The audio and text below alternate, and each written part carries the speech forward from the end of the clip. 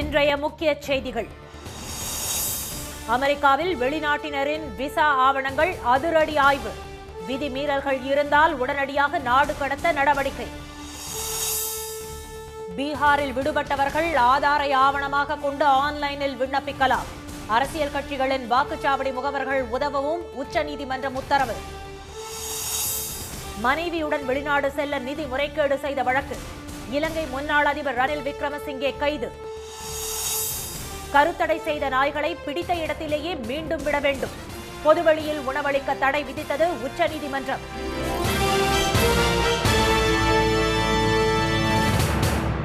வணக்கம். வணக்கம். அமெரிக்காவில் தங்கியுள்ள வெளிநாட்டவர்களின் விசாக்களை ஆய்வு செய்யும் பணியை அந்நாட்டு வெளியுறவு அமைச்சகம் தொடங்கியுள்ளது. அமெரிக்க அதிபராக 2வது முறை பதவியேற்றது முதல் பல்வேறு அதிரடி நடவடிக்கைகளை ட்ரம்ப் மேற்கொண்டு வருகிறார். முதல் நடவடிக்கையாக அமெரிக்காவில் சட்டவிரோதமாக தங்கியுள்ளவர்களை கண்டுபிடித்து நாடு கடத்தும் பணிகள் முடுக்கி விடப்பட்டு இந்தியா உள்ளிட்ட பல்வேறு நாடுகளைச் சேர்ந்த ஏராளமானோர் வெளியேற்றப்பட்டனர். மேலும் பாலஸ்தீன இயக்கங்கள் மற்றும் தீவிரவாத அமைப்புகளுக்கு ஆதரவாக செயல்பட்டதாக கூறி பல்வேறு பல்கலைக்கழகங்களைச் சேர்ந்த 6000 மாணவர்கள் நாடு கடத்தப்பட்டனர். இந்நிலையில் அமெரிக்காவில் விசா மூலம் தங்கியிருக்கும் 5.5 கோடிக்கும் அதிகமானோரின் ஆவணங்களை சரிபார்க்கும் பணியை அந்நாட்டு வெளியுறவுத்துறை தொடங்கியுள்ளது. அவர்கள் அமெரிக்காவில் தங்கியிருக்க தகுதி உடையவர்கள் தானா என்பதை தெரிந்து கொள்ள இந்த ஆய்வு நடத்தப்படுவதாக அறிவிக்கப்பட்டுள்ளது. விசாவில் குறிப்பிடப்பட்ட காலத்தை விட அதிகமாக தங்கி இருக்கிறார்களா, ஏதேனும் குற்றச் செயல்களில் ஈடுபட்டார்களா, பொதுமக்களின் பாதுகாப்புக்கு அவர்களால் அச்சுறுத்தல் உள்ளதா, பயங்கரவாத அமைப்புகளை ஆதரிப்பவர்களா என்பது உள்ளிட்ட பல்வேறு அம்சங்களின் அடிப்படையில் இந்த ஆய்வு நடத்தப்படுவதாக கூறியுள்ள அமெரிக்க வெளியுறவுத்துறை, அத்தகைய நடவடிக்கைகள் கண்டறியப்பட்டால் அவர்களின் விசா ரத்து செய்யப்பட்டு உடனே நாடு கடத்தப்படுவார்கள் என்று அறிவித்துள்ளது. மேலும் அமெரிக்க விசா வைத்திருப்போரின் ஆவணங்கள் மட்டுமின்றி அவர்களின் சமூக வலைதள கணக்குகளில் ஏற்கத்தகாத அம்சங்கள் ஏதாவது உள்ளதா என்பதையும் அதிகாரிகள் சரிபார்ப்பார்கள் என்று வெளியிடப்பட்டுள்ளது. இதனிடையே அமெரிக்க மக்களின் நலன் கருதி வெளிநாட்டில் இருந்து லாரி ஓட்டுநர்களாக பணிபுரிய வருவோருக்கு விசா வழங்குவதை நிறுத்த உத்தரவிடப்பட்டுள்ளதாக அமெரிக்க வெளியுறவுத்துறை செயலாளர் மார்கோ ரூபியோ எக்ஸ் தள பக்கத்தில் தெரிவித்துள்ளார். சாலை விதிகள் தொடர்பாக வைக்கப்பட்டுள்ள அறிவிப்பு பலகைகளை வாசிக்க பல வெளிநாட்டு ஓட்டுநர்கள் தடுமாறுவதால் விபத்து ஏற்படுவதாகவும், எனவே லாரி ஓட்டுநர்கள் ஆங்கிலத்தில் பேசுவதையும் படிப்பதையும் கட்டாயமாக்கி ட்ரம்ப் நிர்வாகம் அண்மையில் உத்தரவிட்டது குறிப்பிடத்தக்கது. பீகாரில் வாக்காளர் பட்டியல் சிறப்பு திருத்தத்தின் போது விடுபட்ட வாக்காளர்கள் ஆதாரை ஆவணமாக கொண்டு ஆன்லைன் மூலமாக விண்ணப்பிக்கலாம் என உச்சநீதிமன்றம் உத்தரவிட்டுள்ளது. அம்மாநிலத்தில் வாக்காளர் பட்டியல் சிறப்பு தீவிர திருத்தத்தை மேற்கொண்ட தேர்தல் ஆணையம் உரிய ஆவணங்களை அளிக்கவில்லை என்று கூறி 65 லட்சம் வாக்காளர்களை பட்டியலில் இருந்து நீக்கியது. இது தொடர்பாக உச்சநீதிமன்றத்தில் தாக்கல் செய்யப்பட்ட பொதுநல மனுக்களை விசாரித்த நீதிபதிகள் திரு சூரியகாந்த், திரு ஜாய்மால்யா பக்சி ஆகியோர் நீக்கப்பட்ட 65 லட்சம் பேர் குறித்த விவரங்கள் மற்றும் நீக்கியதற்கான காரணங்களை வெளியிடுமாறு தேர்தல் ஆணையத்திற்கு உத்தரவிட்டனர். இதையடுத்து நீக்கப்பட்டவர்களின் பட்டியலை வெளியிட்ட தேர்தல் ஆணையம் வாக்காளர்கள் ஆதார் அட்டை நகலுடன் பட்டியலில் சேர்க்க மீண்டும் விண்ணப்பிக்குமாறு 2 தினங்களுக்கு முன்பு அறிவிப்பு வெளியிட்டது. இந்நிலையில் இந்த வழக்கு இன்று மீண்டும் விசாரணைக்கு வந்தபோது வாக்காளர்கள் நீக்கப்பட்டது குறித்து அரசியல் கட்சிகளிடம் இருந்து எந்த ஆட்சேபனையும் வரவில்லை என்று தேர்தல் ஆணையம் தரப்பில் ஆஜரான மூத்த வழக்கறிஞர் திரு ராகேஷ் திவேதி தெரிவித்தார். 2 லட்சம் பேர் வாக்காளர்கள் பட்டியலில் தங்கள் பெயரை சேர்க்க விண்ணப்பம் அளித்துள்ளது குறித்து பீகாரில் உள்ள 12 அரசியல் கட்சிகளில் ஒரு கட்சி கூட எதிர்ப்பு தெரிவிக்கவில்லை என்றும் அவர் கூறினார். தேர்தல் ஆணையம் தனது பணியை சிறப்பாக செய்ய அரசியல் கட்சிகளும் ஒத்துழைப்பு அளிக்க வேண்டும் என்று திரு ராகேஷ் திவேதி தெரிவித்தார். அப்போது குறுக்கிட்ட மனுதாரர் தரப்பில் ஆஜரான மூத்த வழக்கறிஞர் திரு பிரசாந்த் பூஷன், விடுபட்ட வாக்காளர்களில் பெரும்பாலானோர் வெளிமாநிலங்களில் வசிப்பதால் அவர்களால் வாக்காளர் பட்டியலில் பெயர் சேர்க்க மனு அளிக்க முடியவில்லை என்று கூறினார். அனைத்து அரசியல் கட்சிகளுக்கும் அனைத்து தொகுதிகளிலும் வாக்குச்சாவடி முகவர்கள் இருப்பதில்லை என்றும் அவர் தெரிவித்தார். இதையடுத்து ஆதார் அல்லது கல்வி சான்றிதழை ஆவணமாக கொண்டு ஆன்லைன் மூலம் விடுபட்ட வாக்காளர்கள் தங்கள் பெயரை சேர்க்க விண்ணப்பிக்கலாம் என நீதிபதிகள் உத்தரவிட்டனர். வாக்காளர்கள் தங்கள் விண்ணப்பங்களை பூர்த்தி செய்ய அரசியல் கட்சிகளைச் சேர்ந்த வாக்குச்சாவடி முகவர்கள் உதவி செய்ய வேண்டும் என்றும் உத்தரவில் குறிப்பிடப்பட்டுள்ளது. அரசு நிதியை முறைகேடாக பயன்படுத்தியதாக தொடரப்பட்ட வழக்கில் இலங்கை முன்னாள் அதிபர் ரணில் விக்ரமசிங்கே கைது செய்யப்பட்டுள்ளார். 1994ஆம் ஆண்டில் இருந்து ஐக்கிய தேசிய கட்சியின் தலைவராக உள்ள அவர் பல்வேறு துறைகளின் அமைச்சராகவும் 5 முறை பிரதமராகவும் பதவி வகித்தவர். 2022ஆம் ஆண்டு இலங்கையில் பொருளாதார வீழ்ச்சி ஏற்பட்ட போது மக்கள் போராட்டத்தால் அதிபர் ராஜபக்சே நாட்டை விட்டு வெளியேற நேரிட்டது. அதைத் தொடர்ந்து அரசியல் குழப்பம் ஏற்பட்ட நிலையில் அதிபரான ரணில் விக்ரமசிங்கே 2024ஆம் ஆண்டு வரை நாட்டின் 9வது அதிபராக பதவி வகித்தார். அப்போது 2023ஆம் ஆண்டு செப்டம்பர் மாதம் ரணிலின் மனைவி மைத்ரி இங்கிலாந்து பல்கலைக்கழகத்தில் பட்டம் பெற்றார். அதையொட்டி வெளிநாடுகளுக்கு பயணம் மேற்கொண்ட ரணில் தமது மனைவியுடன் அந்த பட்டமளிப்பு விழாவில் கலந்து கொள்வதற்காக லண்டனுக்கும் சென்றார். அரசு செலவில் மேற்கொண்ட வெளிநாட்டு பயணத்தின் ஒரு பகுதியாக தனிப்பட்ட நிகழ்ச்சிக்காக அவர் லண்டன் சென்றதாக குற்றச்சாட்டு எழுந்தது. இது தொடர்பாக இலங்கை காவல்துறையின் குற்ற புலனாய்வு துறையினர் விசாரணை நடத்தி வந்தனர். இந்த வழக்கு தொடர்பாக கொழும்பில் உள்ள குற்ற புலனாய்வுத்துறை அலுவலகத்தில் இன்று ஆஜரான ரணிலை விசாரணைக்கு பின் காவல்துறையினர் கைது செய்தனர்.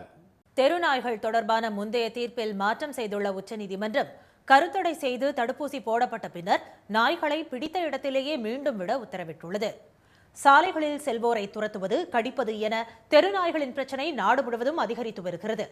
நாய் கடிப்பதால் ராபிஸ் நோய் வந்து உயிரிழப்பவர்களின் எண்ணிக்கையும் ஆண்டுக்கு 5700ஆக உயர்ந்துள்ளது. இதனால் தெருநாய்கள் பிரச்சனையை தாமாக முன்வந்து விசாரணைக்கு எடுத்த உச்சநீதிமன்ற நீதிபதிகள் திரு பர்திவாலா, திரு மகாதேவன் ஆகியோர் கொண்ட அமர்வு டெல்லி முழுவதும் உள்ள தெருநாய்களை அப்புறப்படுத்தி காப்பகங்களில் அடைக்க கடந்த 11ஆம் தேதி உத்தரவிட்டது. தெருநாய்களை அப்புறப்படுத்த எதிர்ப்பு தெரிவிப்பவர்கள் மீது நீதிமன்ற அவமதிப்பு நடவடிக்கை எடுக்கப்படும் என நீதிபதிகள் எச்சரித்தனர். இந்த உத்தரவு குறித்து தலைமை நீதிபதியிடம் விலங்குகள் நல ஆர்வலர்கள் சார்பில் முறையிடப்பட்டது. இதையடுத்து நீதிபதிகள் திரு விக்ரம்நாத், திரு சந்தீப் மேத்தா, திரு அஞ்சாரியா கொண்ட புதிய அமர்வு அமைக்கப்பட்டது. இந்த வழக்கை விசாரித்த இந்த அமர்வு தெருநாய்கள் குறித்த முந்தைய தீர்ப்பில் மாற்றம் செய்து உத்தரவிட்டது. அதன்படி தற்போது காப்பகங்களில் அடைக்கப்பட்டுள்ள தெருநாய்களுக்கு கருத்தடை செய்து உரிய தடுப்பூசி செலுத்தி பிடிக்கப்பட்ட பகுதியிலேயே மீண்டும் விடலாம் என்று நீதிபதிகள் இடைக்கால தீர்ப்பளித்தனர். அதே சமயம் வெறி பிடித்த ராபிஸ் நோய் தொற்றுள்ள நாய்களை காப்பகங்களில் அடைக்க வேண்டும் என்றும் தெருக்களில் விடக்கூடாது என்றும் அவர்கள் உத்தரவிட்டனர். பொதுவெளியில் நாய்களுக்கு உணவளிக்க கூடாது என்றும் குறிப்பிட்ட பகுதிகளில் மட்டுமே உணவளிக்க வேண்டும் என்றும் உத்தரவில் கூறப்பட்டுள்ளது. இதனை மீறி தெருநாய்களுக்கு உணவளிப்பவர்கள் சட்ட நடவடிக்கைக்கு ஆளாக வேண்டியிருக்கும் என்று நீதிபதிகள் எச்சரித்தனர். தெருநாய்களுக்கு உணவளிக்கும் பகுதி குறித்து ஆங்காங்கே தகவல் பலகைகளை வைக்க வேண்டும் என்றும் நீதிபதிகள் உத்தரவிட்டனர். தெருவில் சுற்றித் திரியும் நாய்களை பிடிக்கும் உள்ளாட்சி அமைப்பு ஊழியர்களை தடுப்பவர்கள் மீது நடவடிக்கை எடுக்கப்படும் என்றும் தத்து எடுத்த நாய்களை மீண்டும் தெருவில் விடக்கூடாது என்றும் நீதிபதிகள் கூறினர். தெருநாய்கள் தொடர்பாக உச்சநீதிமன்றத்தை நாடிய தனிநபர்கள் 25,000 ரூபாயும், தன்னார்வ அமைப்பினர் 2 லட்சம் ரூபாயும் வைப்புத் தொகையாக 7 நாட்களுக்குள் பதிவாளரிடம் செலுத்த வேண்டும் என்று நீதிபதி திரு விக்ரம்நாத் உத்தரவிட்டார். தவறினால் இந்த வழக்கில் அவர்கள் வாதாட முடியாது என்று அவர் கூறினார். இந்த தொகையை நாய்களுக்கான காப்பகங்கள் அமைக்கவும், அவற்றை பராமரிக்க தேவையான வசதிகளை ஏற்படுத்தவும் உள்ளாட்சி அமைப்புகள் பயன்படுத்தலாம் என்று திரு விக்ரம்நாத் தெரிவித்தார். தெருநாய் பிரச்சினை தொடர்பாக நாடு முழுவதும் பொருந்தக்கூடிய ஒட்டுமொத்த வழிகாட்டு நெறிமுறைகளை ஏற்படுத்தப் போவதாக தெரிவித்த நீதிபதிகள் அனைத்து மாநில உயர் நீதிமன்றங்களிலும் நிலுவையில் உள்ள வழக்குகளை உச்சநீதிமன்றத்திற்கு மாற்றி நீதிபதிகள் உத்தரவு பிறப்பித்தனர். சென்னையில் திடீரென 12 சென்டிமீட்டர் கனமழை கொட்டி தீர்த்த நிலையில் காஞ்சிபுரம், செங்கல்பட்டு உள்ளிட்ட 10 மாவட்டங்களில் இன்று கனமழைக்கான மஞ்சள் எச்சரிக்கை விடப்பட்டுள்ளது. வெப்பச்சலனம் காரணமாக சென்னை மற்றும் புறநகர் பகுதிகளில் இன்று அதிகாலை மழை வெளுத்து வாங்கியது. கடந்த 24 மணி நேரத்தில் ஒக்கியம் துறைப்பாக்கத்தில் 12 சென்டிமீட்டர், ஈஞ்சம்பாக்கம், ராஜா அண்ணாமலைபுரத்தில் தலா 11 சென்டிமீட்டர், அடையாறில் 10 சென்டிமீட்டர் என மழை பதிவானதாக சென்னை வானிலை மையம் தெரிவித்துள்ளது. மழையின் போது அசோக் நகர் துரைசாமி சாலையில் மரம் வேரோடு சாய்ந்து விழுந்ததில் கார் மற்றும் ஆட்டோ சேதமடைந்தன. மந்தவெளியிலும் மரம் பெயர்ந்து விழுந்ததில் ஒரு கார் சேதமடைந்தது.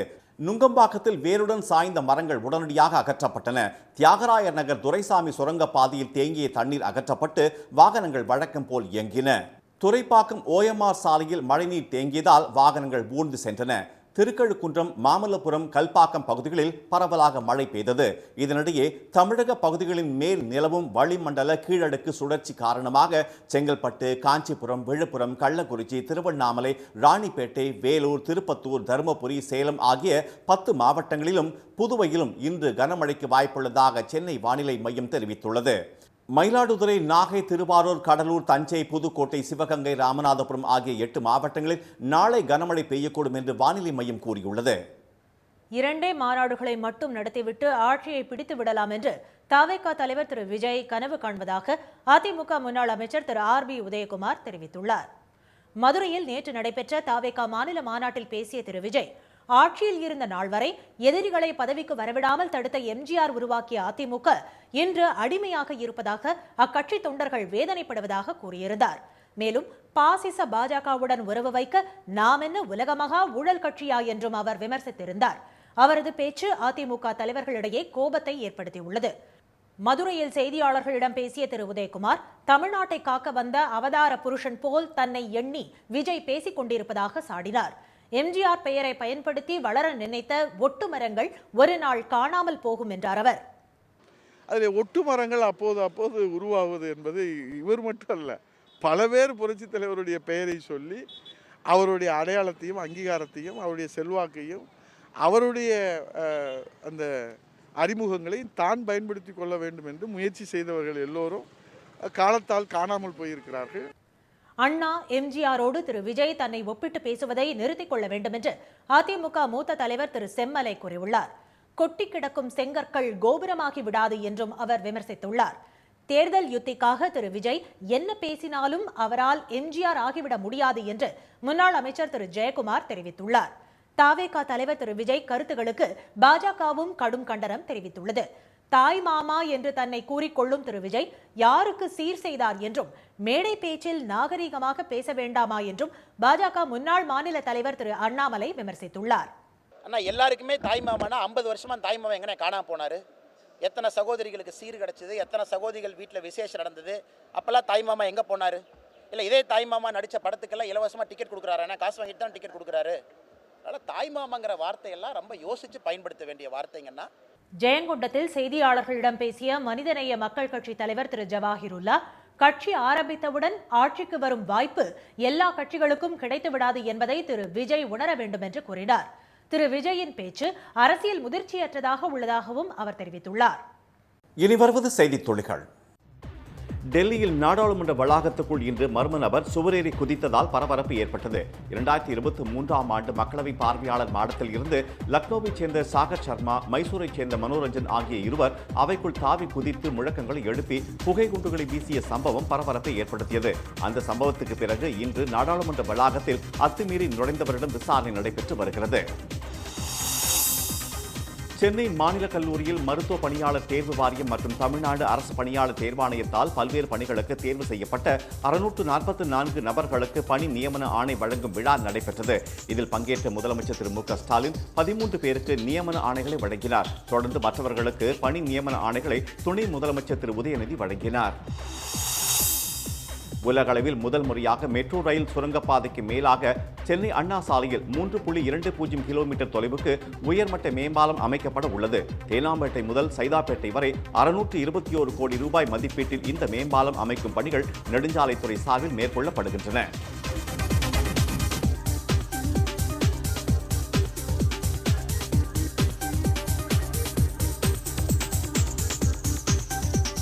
மெட்ரோ ரயில் சுரங்கப்பாதையை பாதிக்காத வகையில் ஆழம் குறைந்த அடித்தளம் அமைப்பது சாத்தியமில்லை என்பதால் Chennai metro rail IIT, England, Germany தொழில்நுட்ப நிபுணர்களுடன் கலந்தாலோசிக்கப்பட்டது. பிறகு பாலத்தின் அழுத்தத்தை குறைக்க இரும்பினால் ஆன முன்வார்க்கப்பட்ட கட்டமைப்பு உபகரணங்களை கொண்டும் மண்ணின் தாங்கு திறனை நவீன தொழில்நுட்பத்தை கொண்டு மேம்படுத்தவும் முடிவு செய்யப்பட்டதாக நெடுஞ்சாலைத்துறை தெரிவித்துள்ளது.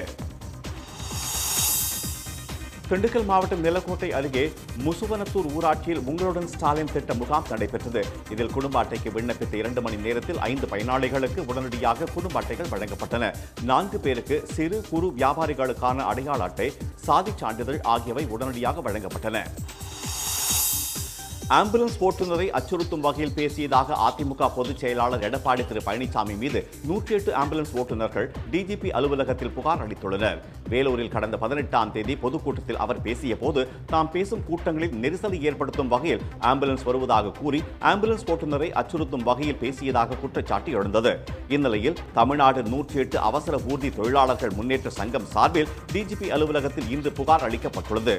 அதில் தமிழ்நாடு மருத்துவத்துறை சார்ந்த நபர்கள் மற்றும் மருத்துவ நிறுவனங்கள் சட்டத்தின் அடிப்படையில் எடப்பாடி திரு பழனிசாமி மீது நடவடிக்கை எடுக்க வேண்டும் என்று கோரப்பட்டுள்ளது. தஞ்சாவூர் ரயில் நிலைய முகப்பில் இருந்த பெரிய கோயில் வடிவத்தை அகற்றிவிட்டு வட இந்திய மந்திர் பாணி கோயிலை கட்டி வருவதை கண்டித்து அனைத்து கட்சியினரும் தமிழ் அமைப்பினரும் இன்று ஆர்ப்பாட்டம் நடத்தினர். ரயில் நிலையத்தை 23 கோடி ரூபாய் நிதியில் புதுப்பிக்கும் பணி 2 ஆண்டுகளாக ஆமை வேகத்தில் நடைபெறுவதாகவும் அவர்கள் புகார் கூறினர். மதுரை அருகே பாரப்பத்தியில் நேற்று தாவேகா மாநாடு நடைபெற்ற திடலில் டன் கணக்கில் குப்பைகள் குவிந்து கிடக்கின்றன. மாநாட்டுக்கு வந்தவர்களுக்கு நொறுக்கு தீனிகள் வழங்கப்பட்டதுடன் 5 லட்சம் தண்ணீர் பாட்டில்களும் வைக்கப்பட்டிருந்தன. மாநாடு முடிந்த நிலையில் 500 ஏக்கர் திடல் குப்பை கிடங்காக காட்சியளிக்கிறது. 15,000த்திற்கும் மேற்பட்ட பிளாஸ்டிக் நாற்காலிகள் உடைக்கப்பட்ட நிலையில் குவிந்து கிடக்கின்றன. தடுப்பு வேலிகள் சாய்க்கப்பட்டு தண்ணீர் குழாய்கள் உடைக்கப்பட்டிருப்பதுடன் 1000த்திற்கும் மேற்பட்ட காலணிகளும் சிதறி கிடக்கின்றன. இந்த குப்பைகளை அகற்ற 3 நாட்கள் ஆகும் என்று கூறப்படுகிறது. கேரளாவில் பாலக்காடு மாவட்டம் முதலைமடையில் சொகுசு விடுதிக்குள் 6 நாட்களாக அடைத்து வைக்கப்பட்ட பழங்குடியின தொழிலாளியை காவல்துறையினர் மீட்டனர். ஹோம் ஸ்டே எனப்படும் அந்த சொகுசு விடுதிக்கு கூலி வேலை பார்க்க வெள்ளையன் என்ற அந்த தொழிலாளி சென்றுள்ளார். அங்கிருந்த சிலர் அவரை துன்புறுத்தி உணவு வழங்காமல் ஓர் அறைக்குள் 6 நாட்களாக அடைத்து வைத்துள்ளனர். இதுகுறித்து மற்றொரு கூலி தொழிலாளி முதலைமடை ஊராட்சி தலைவரிடம் கூறியதை அடுத்து அங்கு சென்ற காவல்துறையினர் அறை கதவை உடைத்து வெள்ளையனை மீட்டனர்.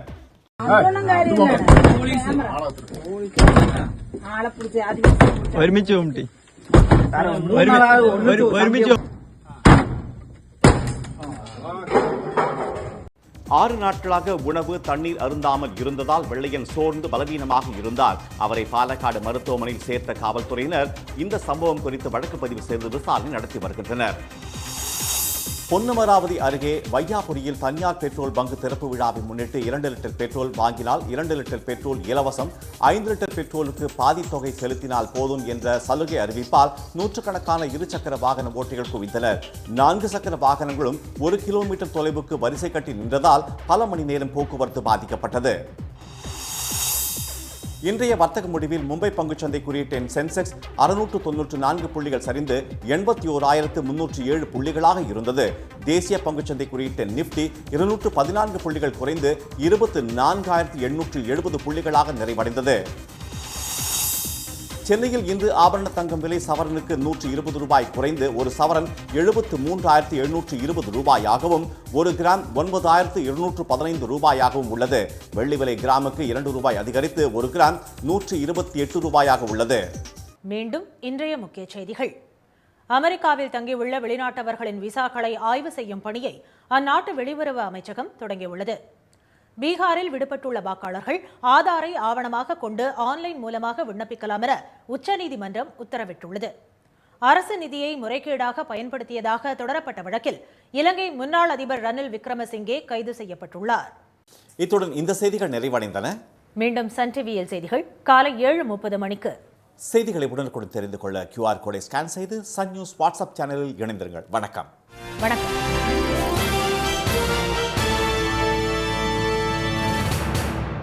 உடனுக்குடன் செய்திகளை தெரிந்து கொள்ள சன் நியூஸ் பெல் ஐகானை கிளிக் பண்ணுங்க.